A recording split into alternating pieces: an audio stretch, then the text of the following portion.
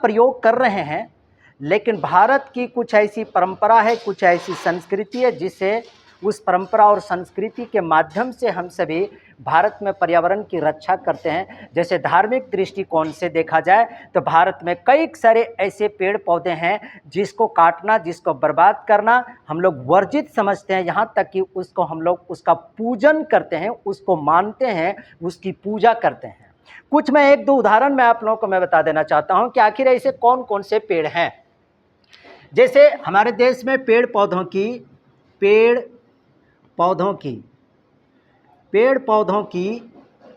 पूजा की जाती है, पेड़ पौधों की पूजा की जाती है, पेड़ पौधों की पूजा की जाती है। अब कौन से ऐसे पेड़ पौधे हैं जिसकी हम लोग पेड़ पौधों की पूजा करते हैं और प्रकृति का संरक्षण होता है, प्रकृति का हम लोग संरक्षक बन जाते हैं उस रीति रिवाज के कारण, उस परंपरा के कारण पर्यावरण की संतुलन को हम लोग बनाए रखते हैं। तो आइए जानते हैं, जैसे कि भारत में खास करके झारखंड क्षेत्र में आप देख सकते हैं, जैसे हमारे झारखंड क्षेत्र में देखते हैं कि अब भारत के कई सारे क्षेत्र में आप देख सकते हैं पीपल का जो पेड़ जो होता है, पीपल का पेड़ हमारे लिए पूजनीय है। पीपल का पेड़ हम लोग काटते नहीं हैं, पीपल के पेड़ की हम लोग पूजा करते हैं।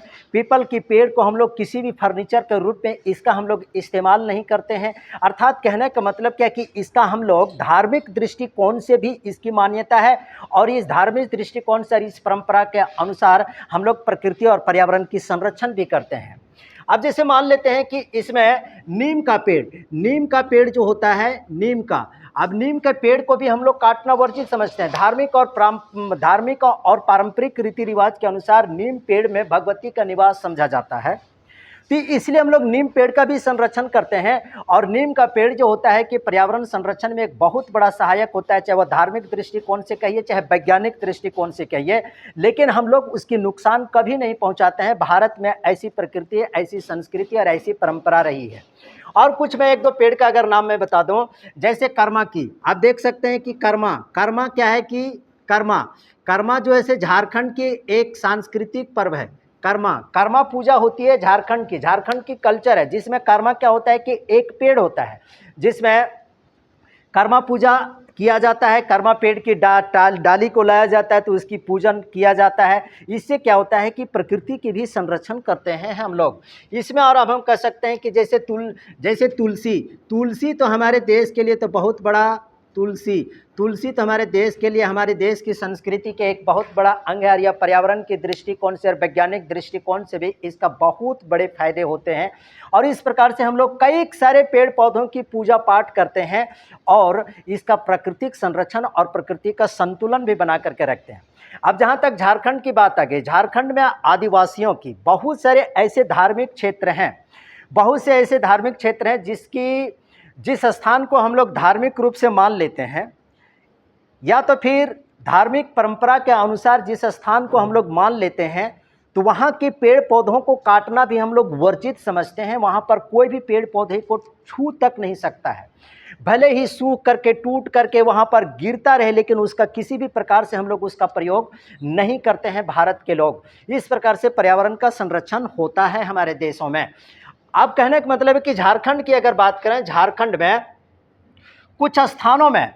कुछ स्थानों को देवस्थल के रूप में हम लोग, जैसे झारखंड की अगर बात की जाए कि जहर थान जो होता है, जहर थान, दूसरा होता है इसमें आप कह सकते हैं कि बूढ़ा थान।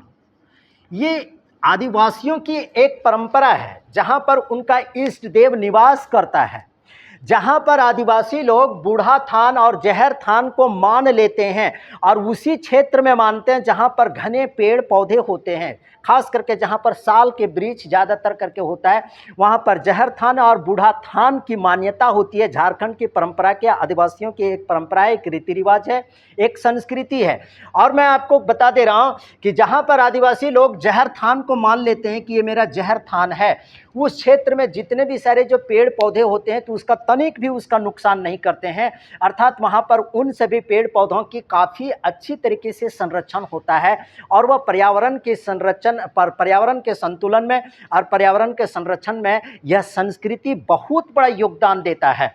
दूसरी बात है कि इसमें बूढ़ा थान, और इसमें भी आदिवासी लोग जिस क्षेत्र को बूढ़ा थान घोषित कर देते हैं, बूढ़ा थान मान लेता है, वहाँ के भी पेड़ पौधों को लोगों को के द्वारा काटा नहीं जाता है।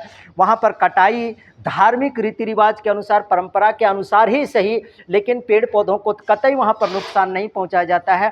अर्थात मेरा कहने का तात्पर्य है कि भारत में पर्यावरण संतुलन सिर्फ वैज्ञानिक दृष्टिकोण से ही जरूरी नहीं है, बल्कि आध्यात्मिक, सांस्कृतिक और धार्मिक दृष्टिकोण से भी काफ़ी ज़्यादा आवश्यक समझा जाता है।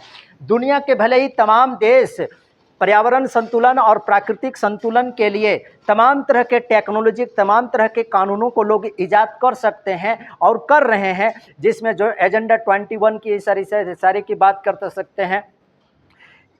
लेकिन भारत की परंपरा और भारत की संस्कृति ऐसी है जहाँ पर धार्मिक दृष्टिकोण से, वैज्ञानिक दृष्टिकोण से, सांस्कृतिक दृष्टिकोण से, सभी स्तर से यहाँ पर भारत में पर्यावरण की सुरक्षा की जाती है। इसलिए अगर दुनिया के लोग अगर कहे कि भारत में पर्यावरण की गिरावट काफ़ी तेज़ गति से जा रही है, तो मानने के कतई योग्य बातें नहीं हैं, बल्कि यहाँ पर हम लोग यह बात दावे के साथ कह सकते हैं कि हमारे देश में पर्यावरण की सुरक्षा के लिए धार्मिक महत्व भी है, सांस्कृतिक महत्व है। ये सभी हमारे देश की परंपरा है, एक संस्कृति का अंग है। इस प्रकार से हम लोग पर्यावरण की सुरक्षा करते हैं धार्मिक दृष्टिकोण से, जो कहीं न कहीं हमारे देश के पर्यावरण को, हमारे क्षेत्र के पर्यावरण को संरक्षित करता है और संतुलित करता है।